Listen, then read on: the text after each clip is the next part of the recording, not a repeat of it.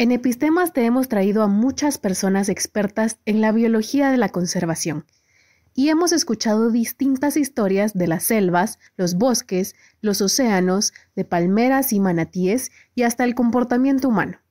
Pero las ciudades, así como las artes, también tienen un papel importante en la conservación. En esta ocasión hablamos con la bióloga conservacionista y educadora ambiental guatemalteca María Chavarría. María nos comparte sobre su experiencia trabajando en temas de conservación en centros urbanos, hasta su trabajo actual en temas de educación ambiental en regiones remotas, llevando el arte social para la comunicación de la conservación y para formar comunidades más fuertes. Del interés por la música y mochilear por el país, a una carrera mezclando la biología con las ciencias sociales y el arte para la educación ambiental. Acompáñanos a conocer cómo se pone todo esto en práctica. Polinizadores, zancos, obras de teatro y conservación. Empecemos.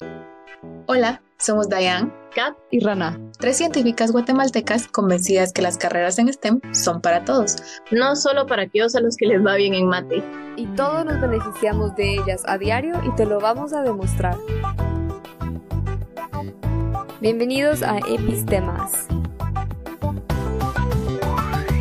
Buenos días, buenas tardes, buenas noches. Bienvenida María, qué gusto tenerte aquí en Epistemas. Yo estoy muy emocionada. De una vez le voy a decir a quienes nos escuchan, María y yo estudiamos biología juntas, así que tengo muchos chismes que contarles aquí entre lo que María nos va a contar. Demasiado, esa era la excusa. Esa era la excusa de la Rana, quería contar todos sus chismes al aire. Ay, no, pero estoy muy emocionada por esta entrevista. Por fin, después de 3 años y medio, tenemos a María en Epistemas. Y como en todas estas entrevistas, nos gusta empezar con una pregunta. Y esa pregunta es, ¿quién eres tú? ¿Quién es María Chavarría?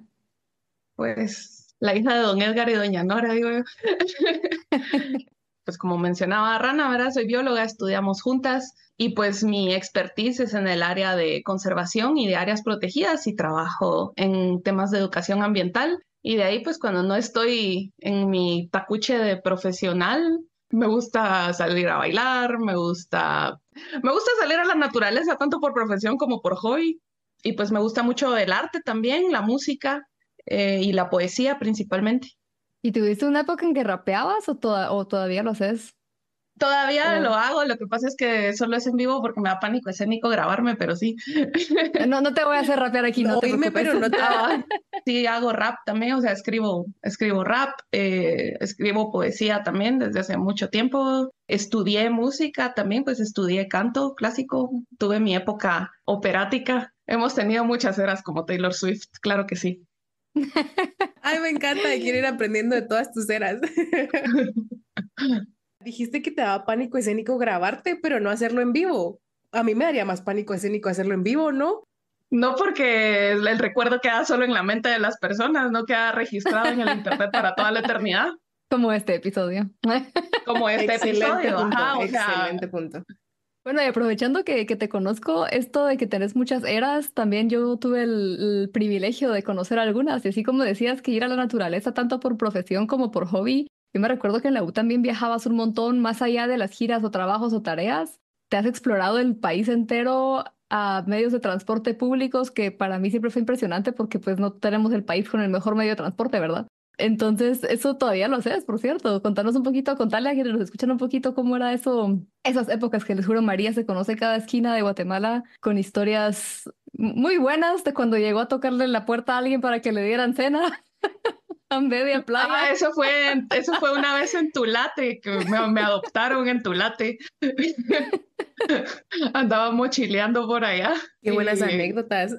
Ah, sí, y tenemos anécdotas, las risas no han faltado. Pues sí, todavía me gusta mucho. Ya no tengo tanto tiempo porque, pues, digamos, las vacaciones de universitario ya no existen en el mundo laboral, lamentablemente. Pero sí, me ha gustado mucho viajar de mochilazo. Ahorita que ya soy un adulto independiente con salario, pues ya me puedo permitir como otros lujitos que no podía hacer en la U, como pagarme un Airbnb en vez de una litera en un hostal, ¿va? O una colchoneta, pero Pero no, o sea, sí me gusta mucho. O sea, la verdad es que sí he tenido como el gusto, el placer, el privilegio de conocer los 22 departamentos y, bueno, municipios, la verdad es que no llevo la cuenta, pero creo que sí conozco pues buena parte de los municipios de Guatemala y pues he podido viajar un montón. La verdad es que sí siento que he sido en ese sentido como muy aventada o muy aventurera. Me gusta como conocer gente, conocer lugares y pues llegar a aprender y a ver qué onda con cada lugar. Creo que siempre pues puede encontrar uno como a veces los detalles bonitos o lugares bonitos o vistas como poco frecuentadas. Si uno se anima también a pasar un poquito, a veces no me gustaría decirles incomodidades, pero tal vez cosas que no son las más convenientes, porque sí, digamos, cuando viajaba en la U, como te digo, bueno, ahorita sí, pues muchas veces ya voy como en pullman o en carro, pero pues en la U incluso sí nos fuimos a dedo a un montón de lugares, así tipo carpooling o pues camioneta o una parte caminando. Ahí sí, un poco de todo. He podido hacer también como algunos hikes dentro de Guate. Todavía tengo pendientes varios más que quiero hacer, pero sí, sí he tenido, la verdad es que ha sido como, no sé, una oportunidad muy chilera que he tenido en la vida, como de poder conocer un montón de lugares que no son como muy frecuentados. Qué genial, la verdad. Y este gusto, pues mencionabas que esto pasó durante la universidad y que ahora sí, solo que con un poquito más de lujo, se podría decir.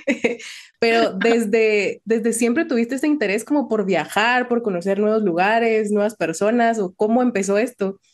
Fíjate que fue de una forma bien, bien random. Cuando yo tenía como 10 años, mi familia es de un pueblo que se llama San Cristóbal Verapaz, en Alta Verapaz. Yo recuerdo que yo tenía como, sí, 9, 10 años por ahí. Y en una Semana Santa, pues estábamos afuera de la casa. Ese día habíamos hecho como la alfombra, que el Jueves Santo es que pasa la procesión enfrente de la casa. Entonces, como el pueblo, la verdad es que ha sido, o sea, es bastante seguro, ¿verdad? No es como la capital. Entonces, pues yo desde chiquita salía mucho sola, o sea, me gustaba, me iba ahí a trepar a los cerros y a caminar en el pueblo ahí yo solita. Y la cuestión es que en esa Semana Santa recuerdo que yo andaba por el parque del pueblo, y había un grupo de gringos mochileros, que pues San Cristóbal no es un pueblo muy turístico, entonces allá pues eso no es como tan común de ver. La cuestión es que yo estaba en ese momento como en mi onda de practicar mi inglés, ¿va? Porque estaba aprendiendo inglés. Entonces llegué así a hablarles y pues, o sea, como que me contaron de dónde eran y que andaban de viaje y todo. Y me acuerdo que yo me quedé así como, wow, yo quiero ser mochilera también cuando sea grande, porque ellos me contaron como de dónde se habían ido de viaje y qué lugares que habían recorrido y así como, ala, yo quiero hacer eso. Y pues lo hice. Ah, yo no Me sabía de dónde encanta. había salido la inspiración. Pues sí, esa fue la inspiración, no sé, no recuerdo ni siquiera cómo se llamaba, pero pues sí fue de esos gringos que andaban ahí un día aleatoriamente paseando en San Cristóbal de Verapaz. Y me llama la atención algo que tal vez vamos a hablar más adelantito, pero todo esto de viajar por todo el país y conocer tanto los lugares como desde un punto de vista natural, como diferentes personas, ¿no? Porque al final, siendo un país no tan grande, tampoco es tan chiquito y no es lo mismo conocer a un capitalino que a alguien en medio de Petén o cualquier otro departamento, ¿no? Y a lo que voy con este comentario es que yo sé que antes de que estudiáramos biología juntas, ¿tú entraste a antropología o me equivoco? Como Taylor Swift ha habido muchas eras. Por Pues cierto, otra cosa, yo cuando conocí a María también coincidíamos un poco en gustos musicales y eran más metaleros, así que me estoy amando que estés mencionando a Taylor Swift tan seguido ahorita. yo oigo de Más todo y de eras. verdad cuando yo le digo a la gente que oigo de todo, No es mentira, decís tú. no es mentira, no es mentira. O sea, yo me refiero así de perreo, corridos tumbados, metal, aquí le manejamos todo. Del mosh pit a Selena. Desde el mosh pit hasta la cumbia. ¿Qué edad me habías preguntado? Se me fue la ¿Cómo vida. llegaste a decidir qué estudiar? Y considerando que Ah, entonces ya nos sí. contaste que desde los 10 años conociste a estos mochileros gringos, tenías esas ganas de viajar, viajabas un poco, tenías esta mezcla de conocer el país del lado como en cierta forma biológico o natural y antropológico. Y esas dos cosas son las que yo recuerdo de ti en la U. ¿En qué momento decidiste estudiar una de estas dos? ¿En algún momento quisiste hacer algo más? ¿O cómo fue tu camino a decidir tu carrera universitaria? Como te decía, la música siempre me ha gustado mucho y de hecho durante mi adolescencia estudié canto clásico, entonces sí me pasó por la cabeza dedicarme a la música y estudiar música porque era algo que me gustaba mucho, pero digamos, también siempre tuve la inquietud, desde pequeña me gustaba mucho la naturaleza y también pues me gustaba mucho compartir con las personas. Siento que también pues tuve la suerte, el privilegio de poder pues estar expuesta a muchos libros de niña que me hicieron también como tomar conciencia de muchas de las cosas que suceden o que se viven en el país, de muchas de las realidades que ocurren en Guatemala. Entonces, siento que yo siempre quise como, no sé, como te digo, me gustaba la naturaleza, me gustaba pues conocer más sobre personas, culturas, etcétera, y al mismo tiempo tenía como la inquietud de querer dejar de alguna forma o retribuir de alguna forma al mundo también lo que yo he recibido. Como te decía, pues primero quise estudiar música, luego cuando ya estaba a punto de graduarme me había decidido a estudiar antropología porque también pues era algo que me llamaba mucho la atención y yo en ese entonces pues estaba también como muy activa en temas de activismo socioambiental. O sea, estaba en un grupo juvenil que se llamaba Punto Verde, que era como de jóvenes ecologistas, pero pues, como te digo, era no solo como de defensa de la naturaleza, sino también de las comunidades. Y bueno, yo era de las más chiquitas de edad en esa colectiva y los otros integrantes, pues había varios que eran estudiantes de ciencias políticas, de sociología y de carreras afines, entonces pues era algo que también me llamaba la atención. Luego también siempre me ha gustado dar clases, no sé, me ha gustado mucho también el tema educativo, entonces de hecho, cuando me acababa de graduar, entré y me puse a estudiar pedagogía. No era que no me gustara la carrera, pero sentía que como que no terminaba de hallarme, dirían las señoras ahí. Sí seguía queriendo algo como más científico y como te digo, pues la verdad, la curiosidad por la ciencia y principalmente como el amor y la conexión con la naturaleza sí han sido para mí como una constante de toda mi vida, así, desde que tengo uso de razón. Entonces dije, me voy a pasar a biología. En ese entonces, pues yo estudiaba en la San Carlos, fue un año que la San Carlos estaba tomada, entonces pues no me pude cambiar de carrera. Me enteré que había biología en la del Valle, fui a averiguar y pues al final terminé cambiándome de U también, no solo de carrera. Y así fue como paré. Y así fue como paré estudiando lo que estudié. Lo más chistoso del caso es que tampoco cayó en saco roto lo que aprendí dentro de mis años trabajando en temas educativos y lo que estudié, porque pues al final ahorita estoy trabajando en educación ambiental. Entonces, pues no sé, yo creo que un aprendizaje muy importante que yo he adquirido en la vida es que al final todas las cosas que uno aprende terminan sirviendo para algo. A veces yo siento que soy un poco como enciclopedia de datos inútiles, de fun facts y así, pero al final de cuentas, como, no sé, todo ha llegado también de alguna forma, a servirme para otras cosas o para adquirir nuevas destrezas. Uno nunca sabe cuándo los aprendizajes también uno los va a necesitar, entonces, pues es... Sí, qué excelente mensaje, la verdad. Y me acuerdo cuando decidí como abandonar el rumbo académico y querer ver cómo le entro a la industria del lado de la comunicación científica. Me acuerdo que dije, a la gran, estoy tirando todo por todo al caño. Es como, no, o sea, todo eso me ha servido, si no, no podría estar haciendo lo que estoy haciendo. Pero fueron meses, si no es que años de qué estoy haciendo, qué hice, por qué. O sea, qué buen mensaje, la verdad, qué linda lección la que nos compartís. Sí, y lo que decís es bien valioso, o sea, vos recordás también, yo en la U igual, creo que la mayoría o muchos de nosotros en la U en su momento queríamos ser como académicos, investigadores, pero es importante también saber que ese no es el único camino que existe, pues es un camino muy válido, muy chilero generar conocimiento, pero también hay como muchas otras formas de poner en práctica lo que uno sabe o de involucrarse o como te decía, también de pues al final de cuentas, en este país en el que hay tan poco acceso a la educación superior, de poder a través de nuestros conocimientos también como devolver a la sociedad algo de lo que nosotros hemos logrado aprender. Y justo ahorita que mencionaste eso de que en algún momento en la U todos pensamos que íbamos a ser académicos, investigadores y que eso era como el único camino ya que estudiaste una ciencia, ¿verdad? Y obviamente no es así, pero en su momento, como lo dijiste, era eso. Cuando entraste ya a biología, en el cambio de carrera y de universidad que nos acabas de mencionar, en este momento, ¿qué era lo que tú querías? ¿Cómo te veías 5 años después? Y porque yo también sé un poquito por las ramas de interés que pasaste ahí, ¿cómo fue todo eso entonces? ¿Te veías ya como educadora ambiental y conservacionista en esto que haces hoy? ¿O qué querías cuando entraste a biología? Pues cuando entré a la U me llamaban la atención varias cosas. La herpetología siempre me ha gustado mucho. La herpetología, el estudio de los anfibios y reptiles. Pues sí, he hecho algunas consultorías en temas herpetológicos, por ejemplo, dando talleres de prevención de accidentes ofídicos. Los accidentes ofídicos son aquellos provocados por mordeduras de serpientes, normalmente cuando los humanos las provocamos, no porque ellas te quieran atacar. Te recomendamos mucho nuestro episodio número 27 con el herpetólogo Jaime Culebras para aprender más sobre esto. Consultorías, digamos, para inventarios de herpetofauna y similares. Entonces es algo que siempre me ha interesado. La botánica me ha gustado toda mi vida y eso incluso desde antes de entrar a la universidad, porque pues, a mi mamá y a mi abuela han sido señoras de las plantas. Como que ellas me pegaron mucho ese gusto como por saber de plantas y por conocer de las plantas. Entonces, de hecho, dentro de la U fue como de la rama de la biología de la que más optativos y clases saqué, porque la etnobotánica me fascina, así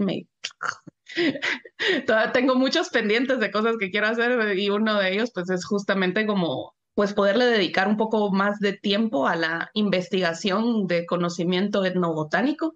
Bueno, digamos esas tal vez en la U, esos fueron como las dos áreas que más me gustaron. Luego, pues los temas sociales, como te mencionaba, siempre me llamaron la atención desde que quería estudiar antropología cuando estaba en la secundaria, porque pues tuve chance también, como te digo, de ponerme a leer un montón.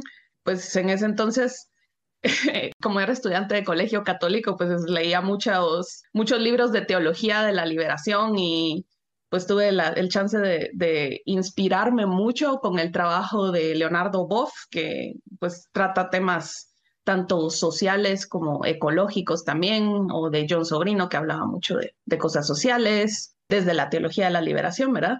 Justamente, digamos, como este interés en el área social, pues también se tradujeron en que al final me llamara la atención especializarme en el tema de biología de la conservación, que al final pues es una rama multidisciplinaria, porque tanto para el manejo y conservación de áreas protegidas y en general todo lo que se refiere a biología de la conservación, que es lo que yo consideraría, digamos, si me preguntaran cuál es mi rama de expertise, yo diría, pues, soy bióloga conservacionista, porque no podemos hacer conservación sin integrar tanto el conocimiento científico, biológico, digamos, que generamos directamente en el estudio de los sitios de la flora, fauna, funga, etcétera, como desde el área social, porque al final de cuentas conservar requiere tanto de la participación, de la inclusión, del empoderamiento, requerimos manejar temas de gobernanza. Es una cuestión muy compleja. El trabajo en conservación es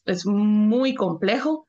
Entonces, siento que ahí fue como que donde encontré un nicho donde al final podía tener también un poquito esa ensalada de tener un poco de todo, ¿verdad? Un poco de ciencia, un poco de trabajo educativo, que como te digo, digamos, es en mi área laboral ahorita la rama dentro de la que estoy, y también el tema social, digamos, de recuperar conocimientos tradicionales, de incluir a las comunidades en temas de gobernanza. No sé, hay un montón de cosas ahí dentro del área de la conservación que creo que hacen que eso sea así como mi nicho ecológico. Me encanta. Justo es como un poquito de todos esos intereses y de todas esas piezas del rompecabezas de las que veníamos hablando, porque igual te ayuda como a seguir conociendo más rincones de Guate y a conocer más personas y de todo. La verdad es que mezcla de todo. Uh-huh. Justo ahorita que ibas contando eso de, digamos, toda la parte que necesitamos de diferentes sectores de personas, pues, ¿verdad? Para la conservación me acordé de una frase que me gustó mucho, que hace poco entrevistamos también a un biólogo conservacionista de Costa Rica, a Jim. Hola, Jim. A quien puedes conocer en nuestro episodio número 169. Que nos decía, la conservación es la administración del comportamiento humano. Mira, no se me olvida esa frase. Yo, eso es la definición, eso es toda la clase, nada que ver con, o sea, sí, mucho que ver con biología, pero al final es cómo los humanos nos comportamos y qué usamos, qué consumimos, etcétera, ¿no? Me recordó Exactamente, mucho esto que decías es súper ahorita. atinado, porque al final de cuentas, quienes conservamos somos los seres humanos, quienes destruimos también somos los seres humanos y quienes tenemos que regularnos para encontrar de alguna forma un balance entre ambas somos nosotros. O sea, la naturaleza, la vida, todo va a seguir con o sin nosotros, pero digamos que al final de cuentas también en temas de conservación es algo de nuestro propio interés realizarlo, porque al final de cuentas todos dependemos de la naturaleza. Y con esto que haces ahora, quisiera saltar un poquito, pues ya, tal vez no lo que estás haciendo ahorita, tal vez llegamos a eso en unos minutos, pero trabajaste bastante tiempo también en la ciudad de Guatemala en cuestiones de conservación en la ciudad, como jardines de polinizadores y todos estos temas que yo siento que muchas personas tal vez escuchan como conservación de la naturaleza y la ciudad no es lo primero que les salta a la mente, ¿no? ¿Nos puedes compartir un poquito de esta experiencia? ¿Qué relación hay? Si sí la hay, si no la hay, ¿cómo es tu experiencia con esto trabajando en la ciudad de Guatemala y sus alrededores en temas de conservación biológica? Fue una experiencia interesante, digamos, trabajar para conservación dentro de áreas urbanas y periurbanas. Primero porque obviamente sabemos de que la riqueza y la diversidad de los ecosistemas obviamente no va a tener comparación con una reserva de la biosfera maya, ¿verdad? O con una sierra de los Cuchumatanes. La Reserva de la Biosfera Maya es el área natural protegida más grande de Guatemala, dentro de la cual se encuentran otras subáreas de distintas categorías de protección. Por otro lado, la Sierra de los Cuchumatanes es la cordillera no volcánica más alta de Centroamérica.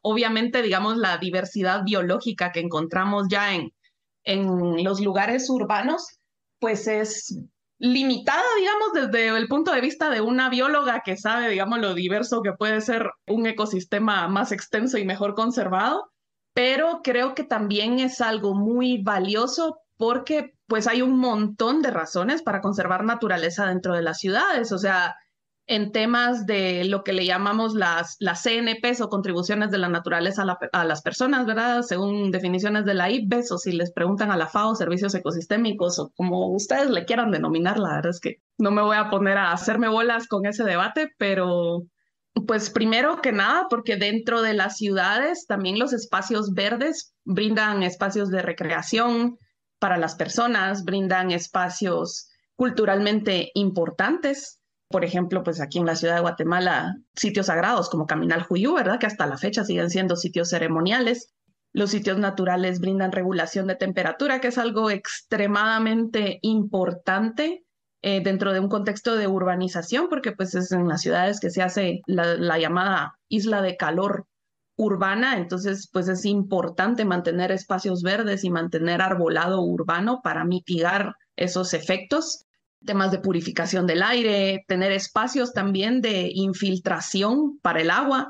Entonces, las ciudades, a pesar de que por el mismo tema de ser lugares muy sobrepoblados y muy llenos de cemento, pues muchas veces jalan recursos de fuera también para sostenerse, pero sí es importante también mantener los espacios naturales dentro de las ciudades, tanto por el bienestar físico, mental, espiritual, emocional de sus habitantes, como por los servicios en sí que brindan esos espacios verdes para la sostenibilidad de las ciudades y para hacer los espacios vivibles para las personas, porque al final de cuentas, pues querramos o no, pues en una ciudad el enfoque son las personas, porque son espacios diseñados y pensados para estar sobrepoblados por personas y ser centros de actividad política, económica y demás.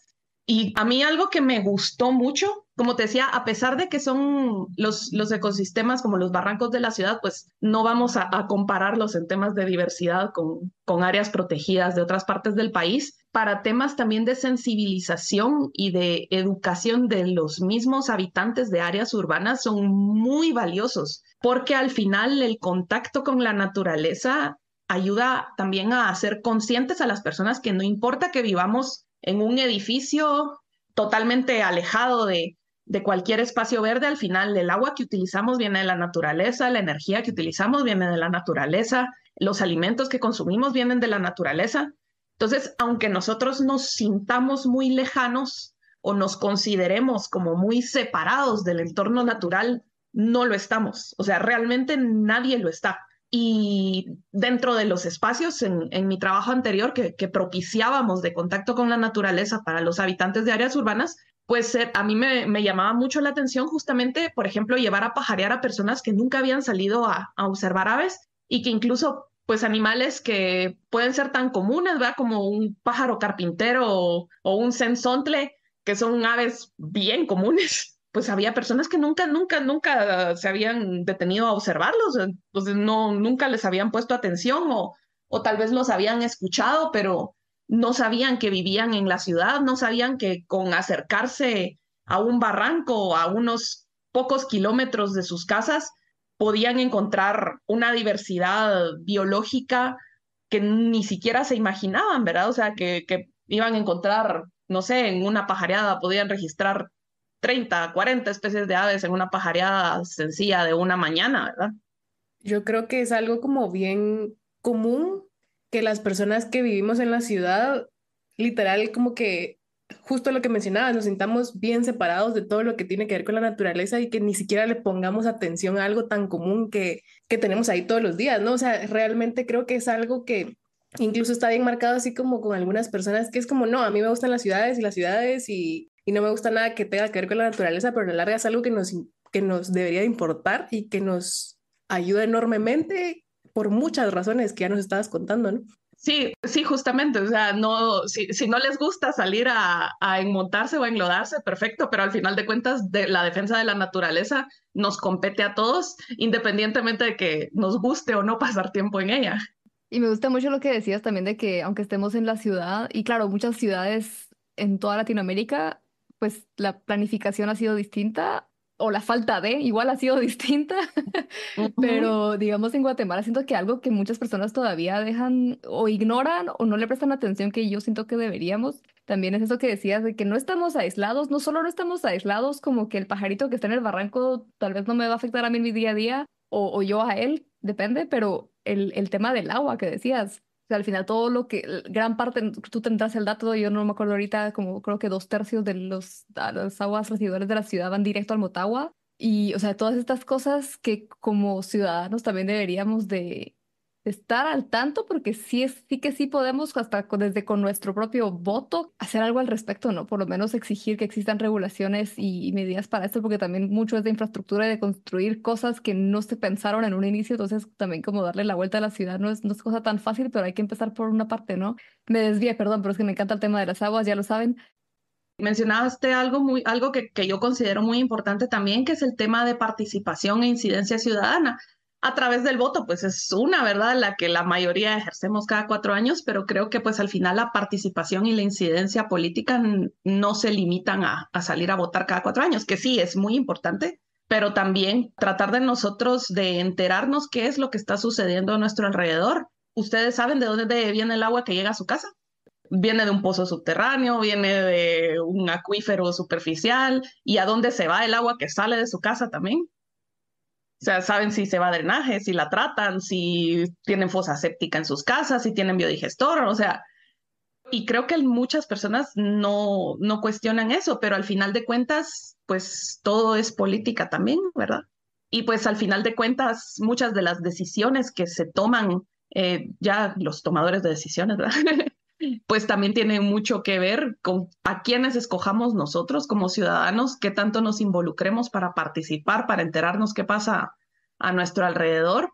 Entonces, creo que sí son como dos cosas que están como muy, muy ligadas y que es muy importante tomarlas en cuenta. Entonces, creo que las personas que dicen no me interesa la política, ay, sí les interesa porque al final nos afecta, es como la conservación de la naturaleza, o sea, ustedes pueden decir, no, es que no me interesa porque a mí me gusta vivir en un edificio, un momento sí te interesa porque sí te afecta. Claro, luego solo nos quejamos de lo caro que está hasta el aguacate, pero ¿y de dónde viene esto, no? Todo está relacionado. Y pensando en eso de qué podemos hacer, digamos, desde la ciudad, también me acuerdo que hace no mucho veía una plática que diste tú algo con Relapsa, con Herbert. Herbert Ismatul, a quien puedes escuchar en el episodio número 63 y a quien próximamente podrás volver a escuchar en un nuevo episodio de Epistemas. Sobre jardines de polinizadores y Me gustaría si podemos dejarle esto un poco a nuestra audiencia, como qué es todo esto, o sea, qué son los polinizadores, por qué importan y ya que hablábamos hace poco de aunque vivas en un edificio, pero incluso si vivís en un edificio con un balconcito, pues sí que hay cosas que puedes hacer para contribuir a esta biodiversidad urbana, ¿no? ¿Nos puedes contar un poquito de qué trata todo esto y qué puede hacer la gente que nos escucha? Así, mini clasecita sobre coevolución de angiospermas y polinizadores. Bueno, pues las angiospermas, que son las plantas con flores, pues es un grupo de plantas, de hecho el más grande y el más diverso, que pues digamos como estrategia reproductiva, pues tienen el generar flores, ¿verdad? Que se convierten en frutos y posteriormente en semillas. No voy a entrar en eso a menos que me pidan una charla botánica más a profundidad, pero dentro de las estrategias reproductivas de este grupo, pues ha sido también utilizar a la fauna, que pueden ser insectos, mamíferos, aves, etcétera, para poder llevar el polen de una flora a otra y de esa forma, pues mantener la diversidad genética, ¿verdad? La cuestión es que, pues, obviamente, como es una estrategia de mutuo beneficio, porque el polinizador obtiene alimento y la planta obtiene ayuda para su reproducción, los polinizadores y las plantas que polinizan, pues, han coevolucionado, es decir, o sea, han evolucionado juntos a lo largo del tiempo y eso ha resultado que haya una increíble diversificación tanto de las plantas como de los polinizadores, ¿verdad?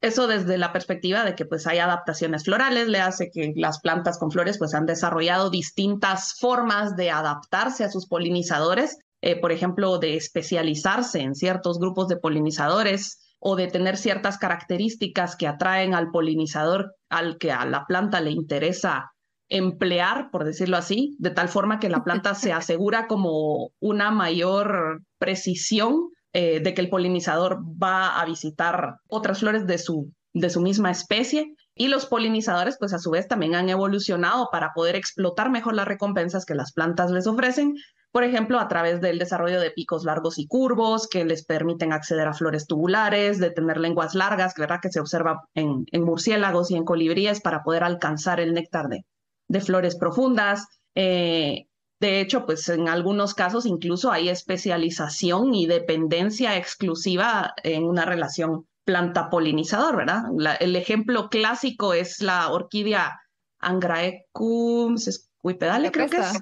Ajá, y la polilla esfinge, que era la Xanthopan morgani, ajá, la que estaba predicha. No recuerdo ahorita bien cómo era la anécdota de todo eso, pero sí. En 1862, Charles Darwin recibió una caja con orquídeas de James Bateman. En esta caja se encontraban especímenes de la orquídea Angraecum sesquipedale, la cual tenía una inusual característica, un espolón súper largo, de hasta 30 centímetros, y cuyo néctar se encontraba hasta dentro. Sin conocer al animal que polinizaba esta planta, Darwin predijo que debía existir un insecto con una probóscide lo suficientemente larga para alcanzarlo.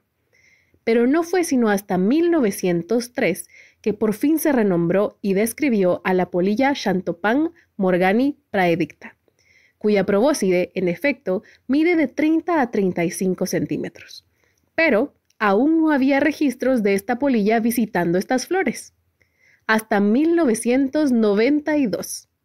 Hasta este año se utilizaron fotografías y videos infrarrojos con los cuales por fin se capturó evidencia de esta predicción de Darwin, dejándonos así un gran ejemplo de la coevolución entre plantas y sus polinizadores, que más de 100 años antes Darwin predecía bajo supuestos de su teoría de la evolución por selección natural. Te dejamos un lindo artículo sobre esta historia en las notas del episodio. Pero bueno, pasando a la parte de jardines polinizadores, pues básicamente los jardines polinizadores son espacios o áreas diseñadas para atraer y mantener polinizadores como abejas, mariposas, colibríes, murciélagos, etcétera, ¿verdad? Ahora está una rana polinizadora. En el 2023 se publicó un artículo en donde se observaba a la especie de rana Xenoila truncata alimentándose de flores, frutos y néctar de plantas. Algo sorprendente, dado que los anfibios adultos suelen ser carnívoros, dándole a esta Xenoila el potencial de ser la primera ranita polinizadora que conocemos. También hay un gecko en Madagascar, hay un roedor también que poliniza, no recuerdo ahorita qué planta es, pero sí hay vertebrados polinizadores, además de los murciélagos, ¿verdad? Que estos sí son como más conocidos porque son polinizadores muy importantes en los ecosistemas secos. Del tequila. Pero bueno, volviendo a los jardines polinizadores, pues básicamente, como les decía, pues es un espacio diseñado para sembrar flores atractivas para polinizadores, idealmente pues de flora nativa. ¿Por qué usamos o por qué empecé a promover esta estrategia? Este proyecto pues lo empezamos junto con una compañera que es paisajista y básicamente pues la idea pues o sea, digamos, había varios objetivos detrás de esa idea. Primero, pues enseñarle a la gente que aún en una ciudad, porque obviamente, digamos, pues ya aquí en la ciudad no podemos hablar o es más difícil hablar de conservar fauna grande, que requiere más espacio, o sea, probablemente, no sé, los venados que corrieron en los prados de Ciudad Nueva, que vieron nuestros bisabuelos, probablemente ya no van a volver, pero fauna más pequeña como aves o insectos todavía la podemos seguir manteniendo e incluso la podemos atraer hacia nuestros hogares a través de la creación de espacios que puedan satisfacer los requerimientos que tiene cualquier ser vivo, le hace agua, alimento, refugio. Y específicamente, pues hablamos en este caso de polinizadores, porque la mayoría de polinizadores son insectos. Entonces, por ser animales de pequeño tamaño, muchos insectos pueden tener su ciclo de vida completo dentro de un balcón y satisfacer ahí todos los requerimientos que tienen.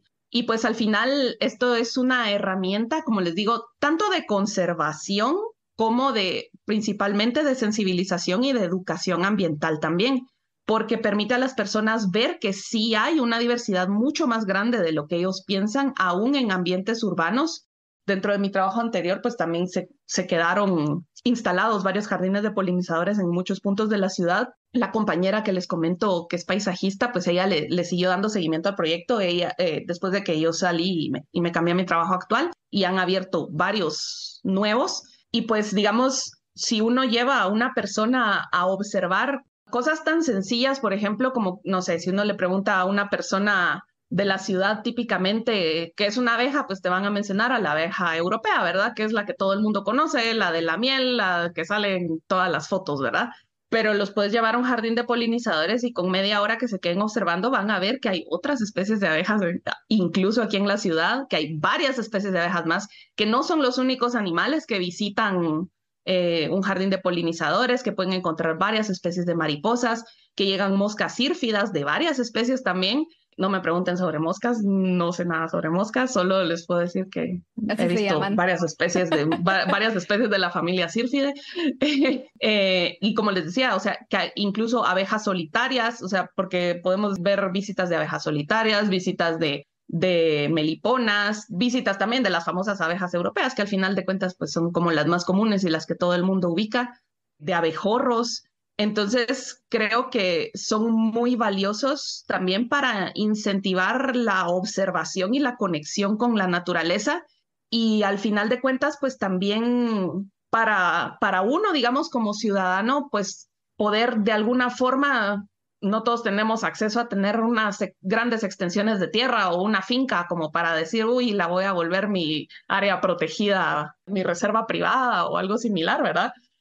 Pero aún en un espacio verde pequeño, nosotros pues podemos brindarle recursos a la fauna que vive en la ciudad para que ésta pues pueda sostenerse, y de esa forma poner aunque sea pues un granito de arena para conservar la diversidad biológica y también conocer la diversidad biológica que nos rodea.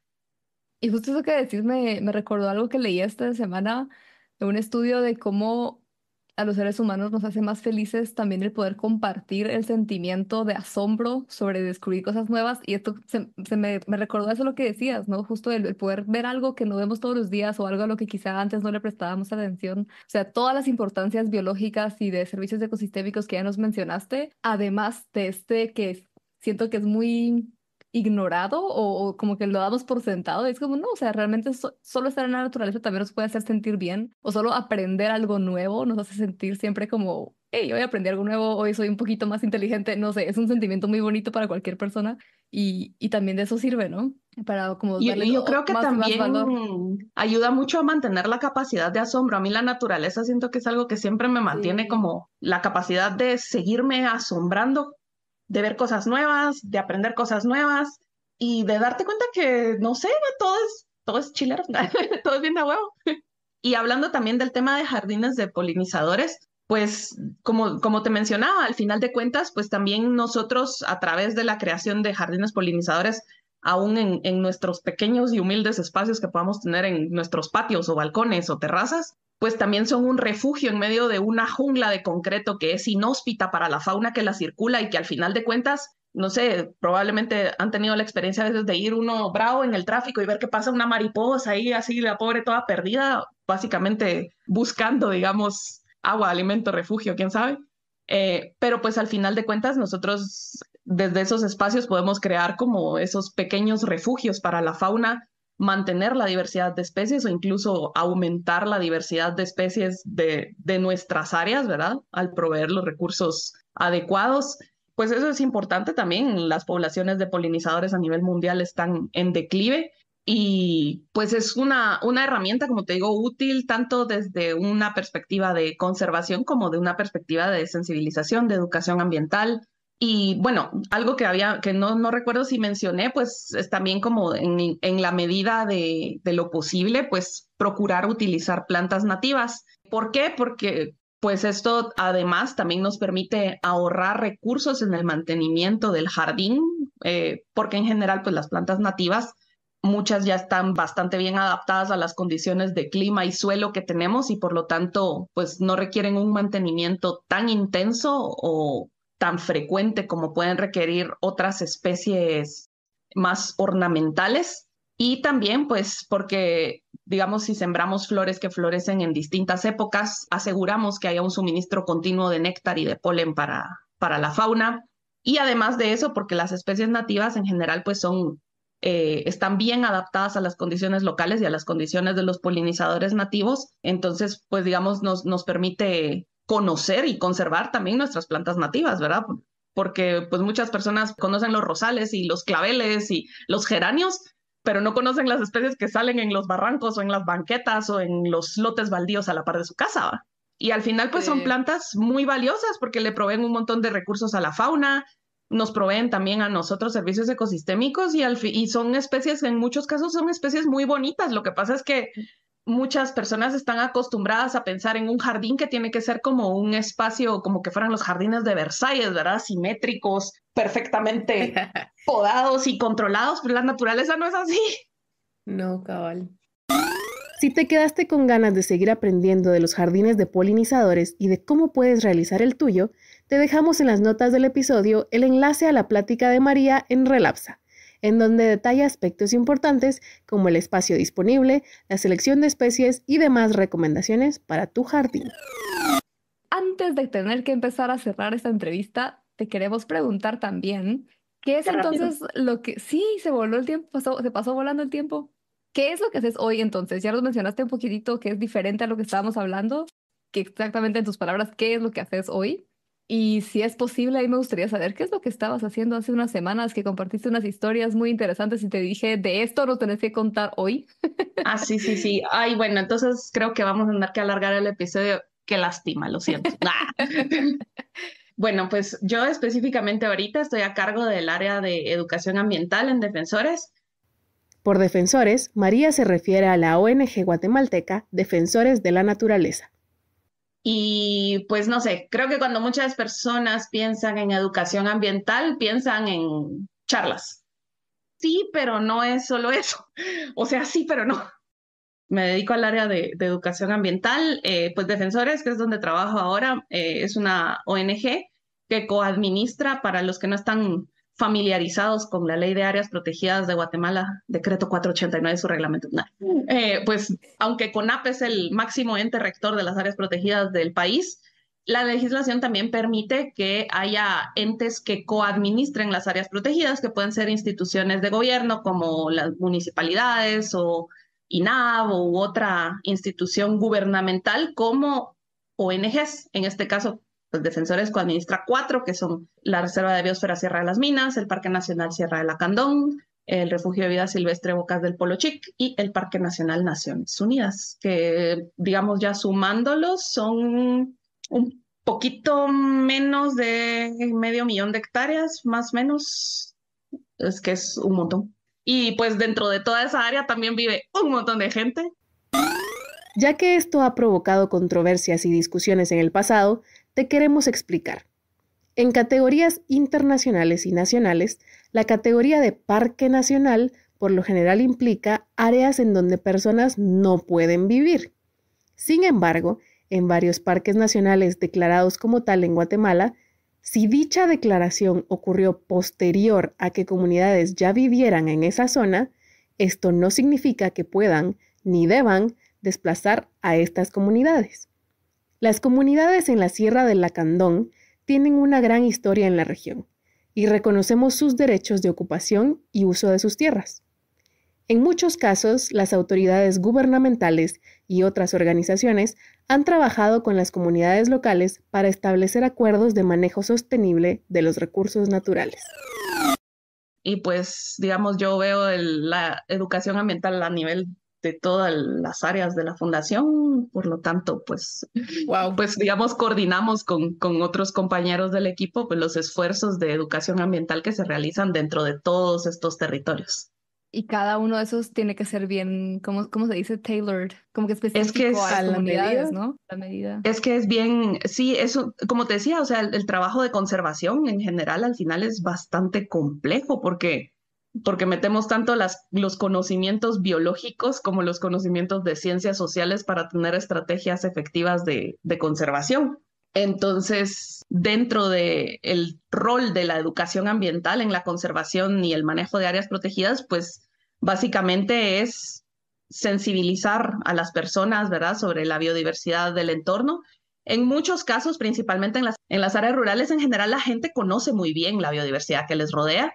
A veces, digamos, en lo que hay mayor necesidad, digamos, es en cambios de actitudes o de comportamientos o incluso de incidencia a nivel de gobiernos locales para políticas públicas hacia la conservación, porque se vuelven, o sea, hay temas que aparentemente son muy sencillos que pueden volverse muy complejos. Por ejemplo, un ejemplo clásico de cosas que le enseñan a uno en cosas de educación ambiental es como, no sé, separa y clasifica tus residuos. Y recicla. Y está bien, o sea, está bien, separemos, clasifiquemos y todo eso. Pero, por ejemplo, yo con qué autoridad moral le voy a decir que clasifique a alguien que vive en una comunidad donde ni siquiera hay servicio de recolección de basura y toda la basura se quema porque estamos a 3 horas del vertedero más cercano, que igual tampoco es que sea controlado y tampoco es que haya ningún manejo integral de los residuos sólidos. Entonces, por ejemplo, ahí tenemos que enfatizar en, bueno, más bien reducir la cantidad de basura que generamos, porque en muchos casos la basura que se genera principalmente es por desechables o por envoltorios de frituras. Luego al final como que jalamos un hilito y se va toda la colcha, porque entonces decir, bueno, entonces hay muchas frituras, la gente está comiendo mal, y eso es porque, o sea, puede ser por un tema de falta de acceso a alimentación nutritiva, no hay seguridad alimentaria, o porque no se dan bien las hortalizas en esta comunidad porque ha habido mucho calor en estos años y todo se les ha marchitado. Y entonces, o sea, por eso te digo que hay cosas que aparentemente empiezan con algo muy sencillo y se pueden volver a algo muy complejo. Y siento que a mí todavía a veces me cuesta decir siento que es como, no sé, un cubo de Rubik o algo así, que digo, no, hombre, es que ¿por dónde empiezo? Porque por un lado, digamos, sí, familiarizar a las personas, digamos, con la naturaleza que les rodea, que conozcan, digamos, de flora, fauna, funga que les rodea. En muchos casos, como te digo, la gente ya las conoce, especialmente en las áreas rurales, la gente las ha visto o está familiarizada, pero, por ejemplo, consumen o cazan cierta fauna por creencias o por mitos, erradican ciertos grupos de fauna por mitos o creencias erróneas. Entonces, digamos, en este caso, pues, o sea, la gente las conoce, pero tenemos que ver cómo incidir en cómo cambiar el comportamiento. Conocer también cómo funciona la naturaleza, digamos, las funciones ecológicas, que cada ser vivo, digamos, tiene un rol dentro de la naturaleza, que eso también es un concepto con el que no todas las personas están familiarizadas. Y al final de cuentas, yo considero que la educación ambiental pues es una herramienta no solo para sensibilizar o para dar a conocer, sino también para que las personas puedan tomar decisiones informadas y puedan involucrarse y participar activamente en la conservación, que era lo que te mencionaba también, que yo considero que tiene mucho que ver con el tema de incidencia, ¿verdad? porque al final es darte herramientas y darte información para que ya cada persona pues pueda tomar las mejores decisiones e involucrarse también en la toma de decisiones y en la conservación del entorno natural que tenga más cercano. Dentro de todo esto que nos contás de tu trabajo actual, hace un par de semanas, como había mencionado, vi unas historias que estabas, si no me equivoco, en Lacandón. Sí, en Lacandón. Y se miraba como un taller súper artístico también y me dio curiosidad justo desde, te quería preguntar esto no solo desde que vi esas historias y te escribí en Instagram, sino también desde cuando empezamos la entrevista, que mencionabas también todos sus gustos, tu lado más artístico, además de todo lo que hemos hablado de la ciencia y la conservación. Y pues me recordó a eso, ¿no? Que encima de todo, también parte de lo que estás haciendo en la conservación, ese día vi que también lleva mucho de arte en lo que estás haciendo, aunque sea ese taller. ¿Nos puedes compartir un poquito más para las personas que no pudieron ver esas historias? Contanos qué es lo que yo vi en esas historias, qué es lo que estaban haciendo realmente y cómo esto se relaciona con la conservación. Para que vean que todos los conocimientos siempre le terminan sirviendo a uno.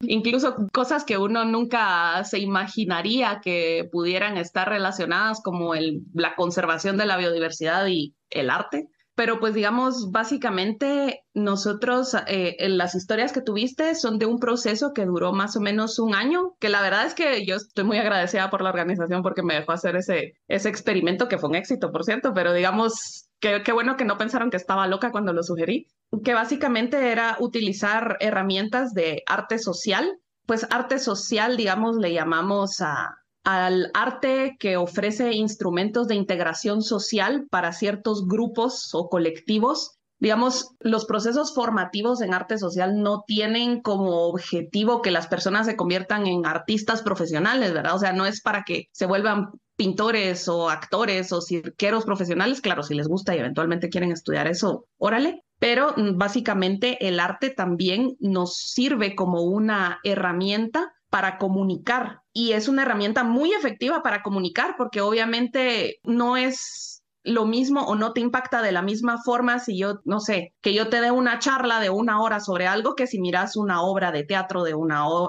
hora sobre ese mismo tema, porque el arte aparte nos mueve la sensibilidad y nos mueve fibras muy humanas que nos permiten comunicar mensajes y nos permiten pues también integrarnos como comunidades y como seres humanos de formas distintas a lo convencional, como te decía, de decir, de dar solo como una charla o un taller, sino que básicamente también al brindar herramientas artísticas le damos a la gente herramientas para expresarse desde su realidad.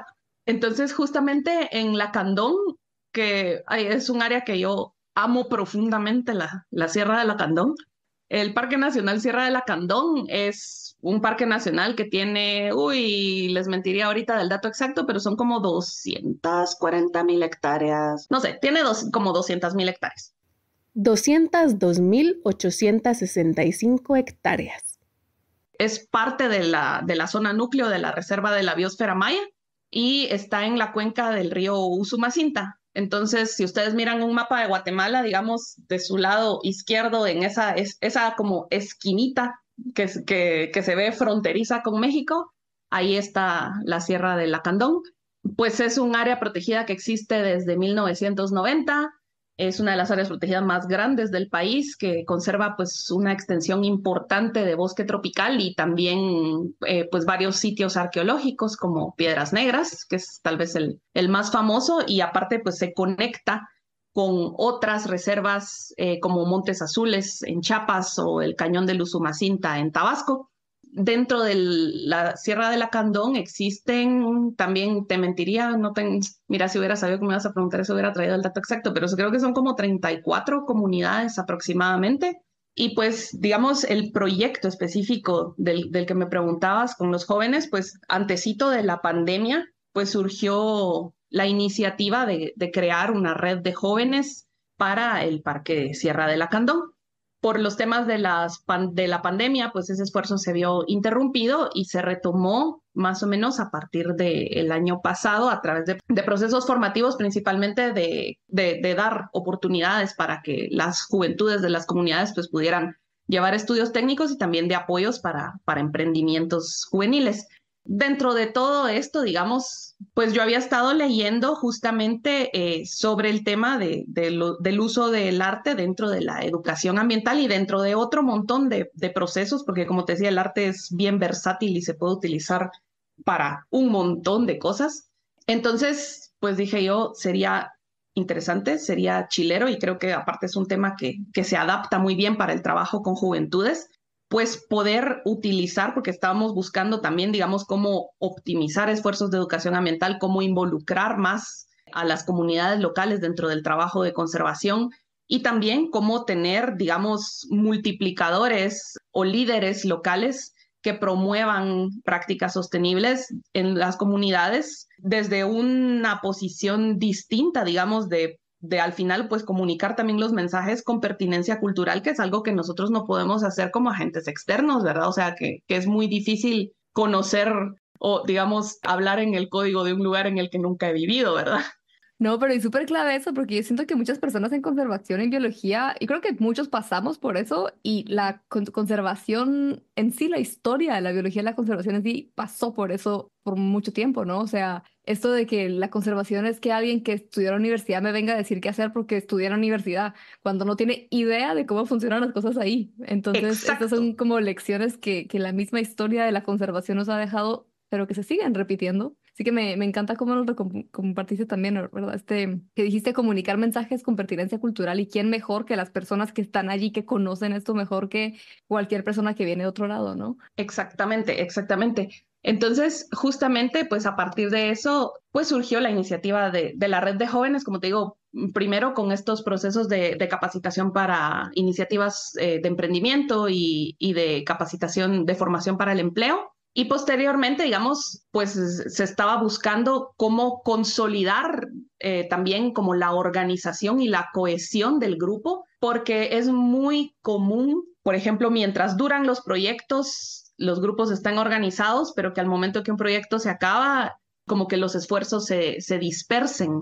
Y justamente lo que nosotros no queríamos era que se dispersaran, sino que poder mantener, digamos, a los jóvenes en constante formación, fortalecer también su organización de tal forma que eventualmente pues no dependan de que haya un proyecto o que haya una entidad, sino que sean un espacio ya orgánico de participación comunitaria para las juventudes, para darles voz dentro de las comunidades, para darles representatividad y para permitirles desde ahí, digamos, como te decía, ¿verdad? Al final, desde un espacio colectivo, pues poder buscar oportunidades de formación, organizarse e incidir también, tanto a nivel local como, pues esperemos también eventualmente a nivel, pues nacional o regional, ¿verdad? Entonces, bueno, la red de jóvenes de Lacandón, pues está formada más o menos por 25 jóvenes de 8 comunidades diferentes del parque, más o menos de 14 hasta 24, 25 años. Y básicamente, digamos, la idea detrás de crear estas redes juveniles, como te decía, pues es tanto sensibilizar a la juventud de las comunidades, como también pues poderles proveer distintas herramientas, tanto para poder acceder a formación, a convertir la red de jóvenes también en un espacio de incidencia y darles a ellos también herramientas que les permitan, como mencionaba, creo que lo mencioné hace un momento, también convertirse como en promotores locales de los temas de conservación dentro de sus propias comunidades.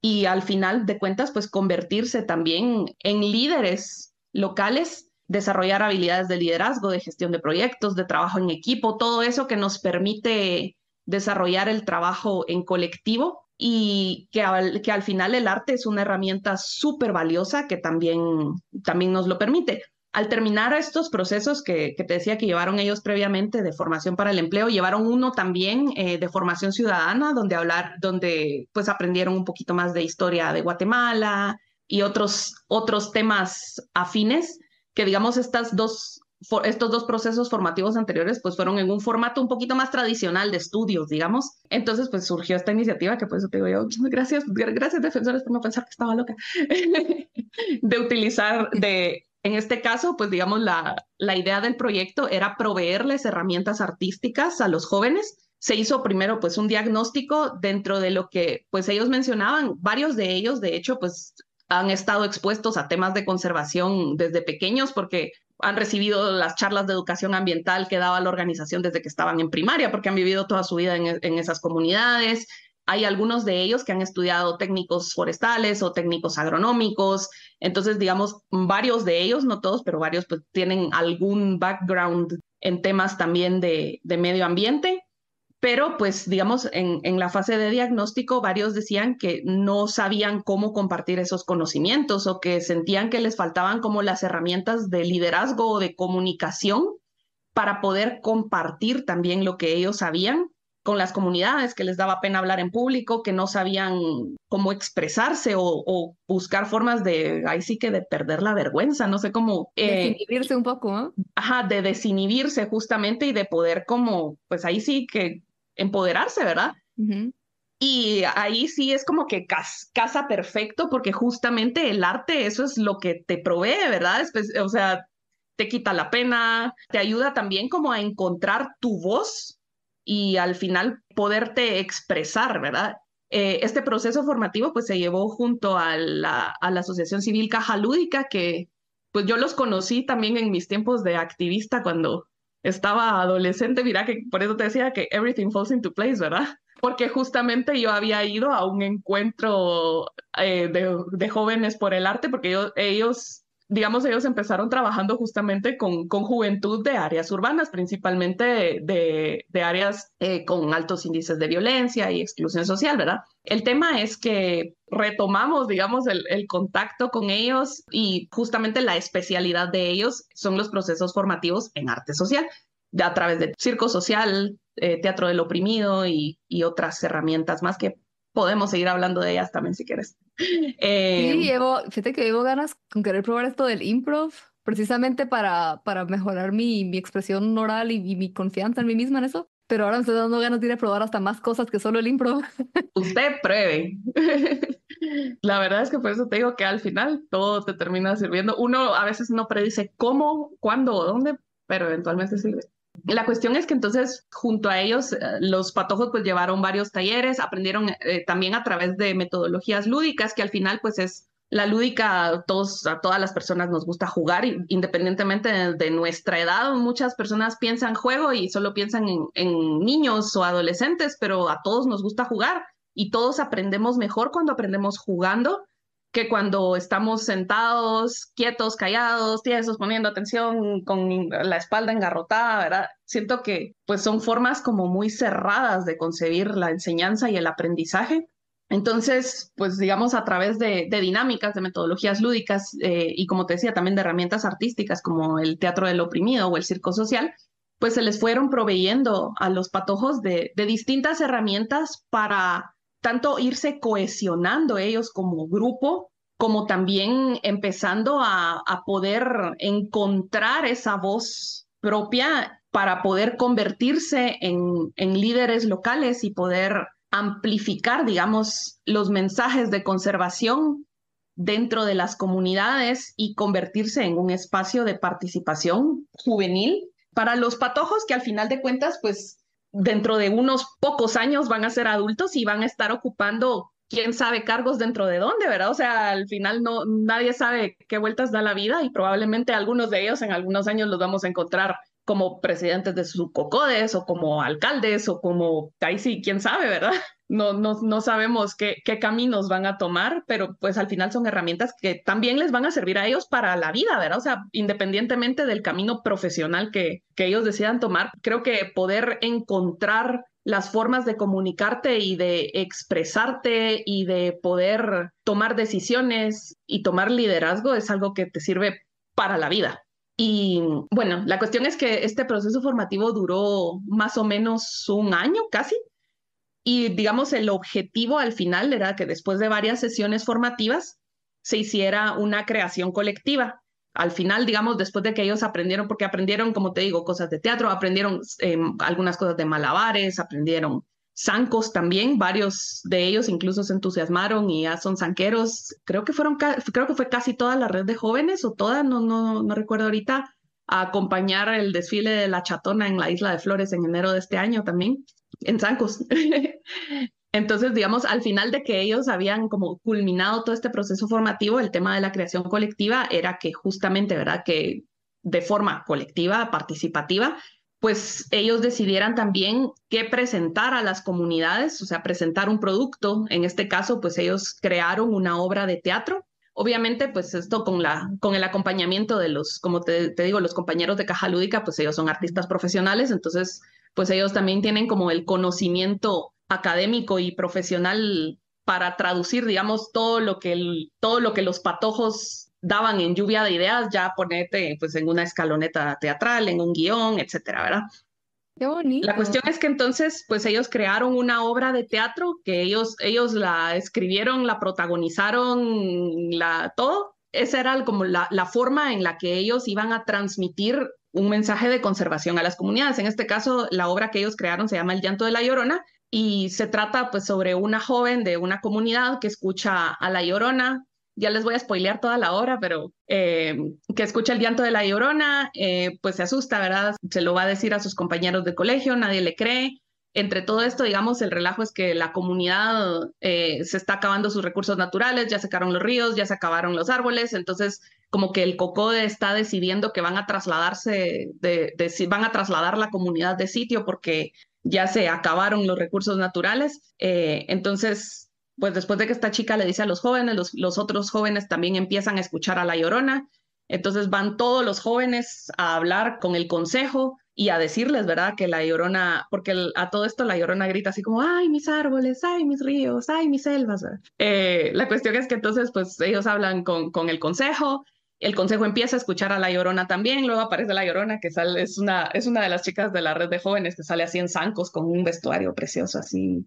Y pues les revela que no es la Llorona, que es la madre naturaleza y que está llorando por todo lo que los seres humanos le han hecho. Entonces como que pues la comunidad reflexiona y que pues gracias a los jóvenes recuperan la conciencia, se dan cuenta que la solución no es trasladar a la comunidad del lugar porque luego se repetiría el mismo proceso, ¿verdad? De acabarse todo, sino buscar como restaurar el sitio que tienen y también la relación que tiene la comunidad con la naturaleza, que es como el mensaje central de la obra. Qué Pues bonito. digamos, ay sí, y yo te lo prometo que lloré. Yo lloré, la vida de la presentada, yo lloraba, Mares, porque justamente es también como es una sensación que yo no puedo describir, la verdad. Yo digo, así se sentirá tener hijos.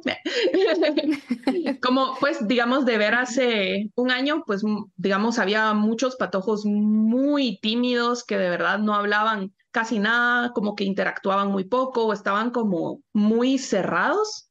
Y verlos ahorita, como te digo, o sea, en zancos, vestidos, desfilando, haciendo comparsas, tocando tambores, gritando, o sea, y enfrente de los directores de los institutos, porque llegaron representantes de municipalidades, llegaron representantes de comités de mujeres, no recuerdo ni quiénes más estaban, yo la verdad estaba así como demasiado feliz los días de las ferias comunitarias, porque adicionalmente a la presentación de la obra, como te decía, también los jóvenes pues aprendieron varias metodologías lúdicas y dinámicas, porque al final de cuentas la conservación no es solo, como decías tú, ¿verdad? Al que llegue alguien de la universidad a decirte qué hacer, sino la conservación tiene muchas dimensiones y dentro de ellas pues está también como la dimensión humana y de trabajo en equipo que requiere conservar, porque nosotros no podemos conservar como entes aislados ni como organizaciones aisladas.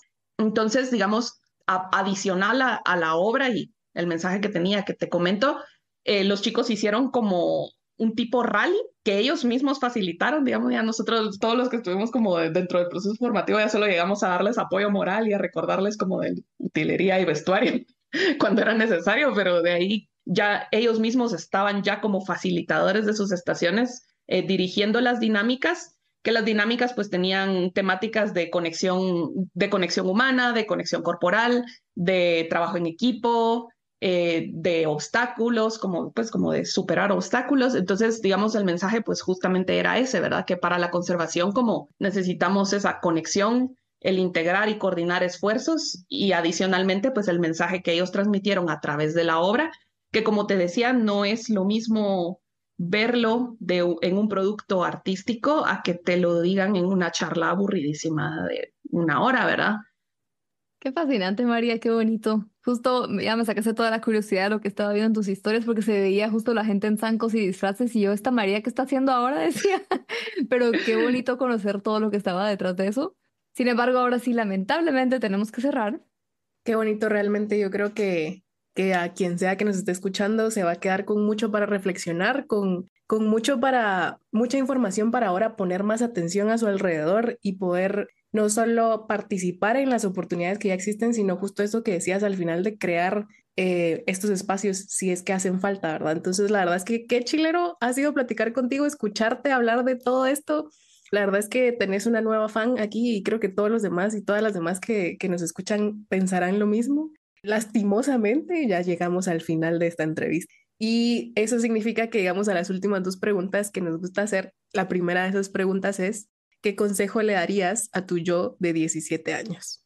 A mi yo de 17 años, yo creo que le diría que no deje de asombrarse, que no deje de explorar y que no está loca porque le interesan muchas cosas diferentes, que no es forzoso que uno se tenga que enfocar así como laser focus en una sola área, que ese sea como tu único interés o tu único conocimiento. Si eso te hace feliz, pues órale, pero digamos que a mi yo de 17 años que no sabía ni qué hacer con su vida porque le gustaban muchas cosas, le diría, está bien, no estás loca porque te gusten muchas cosas. Qué bueno que te gusten muchas cosas. Vieras que más adelante te va a servir. Es más, ahorita que tenés tiempo y vacaciones largas, hace más cosas. Aprovecha esas vacaciones. Excelente. Aprovecha las vacaciones para explorar más intereses todavía. Súper. Qué excelente consejo, María. La verdad es que sí creo que muchas personas que siempre nos gustó de un poco de todo, siempre nos sentimos como que no encajábamos en ningún lado y no tiene nada de malo. Así que qué buen consejo el que nos diste, tanto para tu yo de 17 años y los jóvenes y las jóvenes que nos escuchan, como personas que en nuestros 30 y pico seguimos encontrándonos. Así que gracias por todavía eso. soy joven, ¿ok? Pero ahora sí, lamentablemente, tenemos que llegar a la última pregunta que siempre le hacemos a todas nuestras invitadas. Y esa pregunta es, en tu opinión, ¿qué pueden hacer hoy las personas que nos están escuchando para apoyar el desarrollo de la ciencia en Guatemala o en la región? Participar para que en el poder queden personas que apoyen y que financieramente el desarrollo de la ciencia, el acceso a la educación a todos niveles, ¿verdad? Porque pues en este país hay lamentablemente muy poco acceso a la educación superior, pero no solo es a la educación superior, sino también hay poca cobertura de educación media, hay poca cobertura de diversificado, hay poca cobertura universitaria. Entonces, creo que apoyar el acceso a la educación es algo clave porque al final de cuentas, pues para que se genere conocimiento, tiene que haber primero acceso a la educación también. Y pues también hablando de ciencia, no solo la ciencia en contextos académicos, creo que también tiene mucha importancia también el revalorizar y recuperar los conocimientos tradicionales, ¿verdad? O sea, la ciencia occidental no es la única ciencia que existe. Entonces, pues es recuperar, revalorizar los conocimientos tradicionales, apoyar que haya mayor acceso y calidad educativa para todas y todos. Y pues organizarse, participar. Yo sé que he sido un poco redundante con eso, pero es que creo que es importante.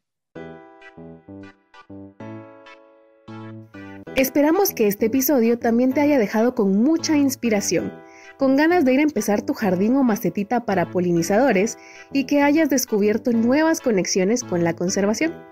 Y quién sabe, quizá tú serás la siguiente persona conservacionista con quien estaremos conversando aquí en Epistemas. Además, te contamos que para este episodio tuvimos que sacrificar un par de preguntitas.